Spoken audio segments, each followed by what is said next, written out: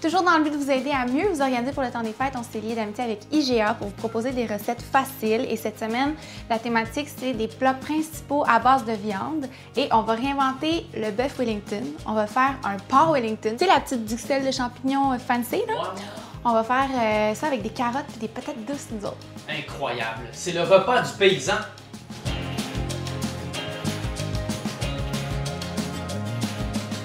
Première étape, c'est de saisir le porc. Moi, je l'ai fait d'avance parce que c'est pas intéressant de vous montrer comment faire. Là. On met dans une poêle le porc puis on attend qu'il saisisse un petit peu de tous les côtés. Ah, je pensais que saisir, c'était d'aller chez eux et de dire « T'as pas payé tes tickets, toi! » Puis là, tu y enlevais ses meubles. Bon, l'autre étape après, c'est évidemment de faire la petite garniture qu'on va mettre sur le porc. Comme je disais tout à l'heure, on a des patates douces râpées, des carottes râpées et des dattes. Et avant ça, on va aller dans la poêle faire chauffer des échalotes avec un petit peu d'ail. À ce stade-ci, on rajoute les ingrédients suivants. Hop. Évidemment, toutes les quantités et les précisions pour la recette sont sur le site. J'ai assaisonné un petit peu avec du sel et du poivre. Pour terminer la garniture, on va rajouter du liquide. Ce qu'on veut, c'est le laisser réduire jusqu'à temps que ce soit complètement sec. Ici, j'ai du bouillon de légumes avec du jus de citron, mais il y a plein d'autres types de bouillons que vous pourriez utiliser. D'ailleurs, Alex vous a préparé un documentaire. OK, les différents types de bouillons. Bouillon de poulet, bouillon de bœuf, bouillon de légumes, Francis Bouillon. J'ai laissé refroidir complètement ma garniture. J'ai ici mon porc qui a été saisi. J'ai de l'œuf pour pouvoir badigeonner la pâte tantôt avec un petit pinceau. Et c'est pas compliqué, on va placer la pièce de viande ici en laissant un petit rebord sur le côté qui va être vers moi en fait. Je vais placer la garniture sur la viande. On s'entend que c'est pas grave si ça tombe partout. Ça va être roulé après, ça paraîtra même pas. On va tourner cette petite merveille. On prend le mélange, on ne gêne pas. Et on tourne. On n'a pas besoin de refermer les côtés, c'est pas nécessaire. Mais on peut un petit peu s'amuser comme ça. Puis là, je vais prendre un couteau pour faire une petite forme cute. Comme ça. Plus la pâte est froide, évidemment, plus c'est facile de la travailler et plus on va obtenir un beau résultat.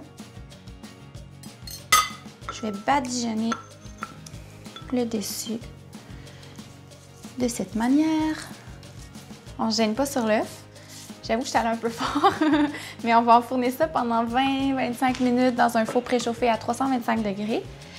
Puis pendant ce temps-là, on va préparer la meilleure des sauces du monde. Rien de moins. J'ai préalablement fait suer en fait une échalote avec de la crème.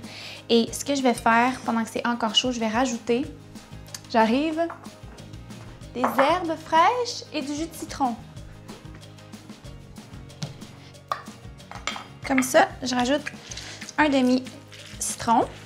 Est-ce que tu me suis, Alex, ou c'est comme tout mélangé, mon père? Ben, en fait, je suis juste comme complètement flabbergasté par tes moves de danse quand tu vas chercher des ingrédients. Je pense encore à ça puis je trouve ça touchant. Bon.